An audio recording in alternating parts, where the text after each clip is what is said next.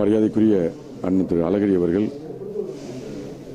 எனக்கு மிக நெருங்கிய நண்பர். தனிப்பட்ட முறையில் மரியாதை நிமித்தம் அவரை சந்திக்க வந்திருக்கிறேன். அவர்களிடம் ஆதரவு கோரியிருந்தோம். தற்பொழுது ஆதரவு தருவதாக உறுதிப்படுத்தியிருக்கிறார்கள். எனது பகுதியில் நல்ல ஒரு சூழ்நிலை இருக்கின்றது. உங்களுடைய ஆதரவு நிச்சயமாக எங்களுக்கு இருப்பது எங்களுக்கு மகிழ்ச்சி அளிக்கக்கூடிய ஒரு விஷயம்.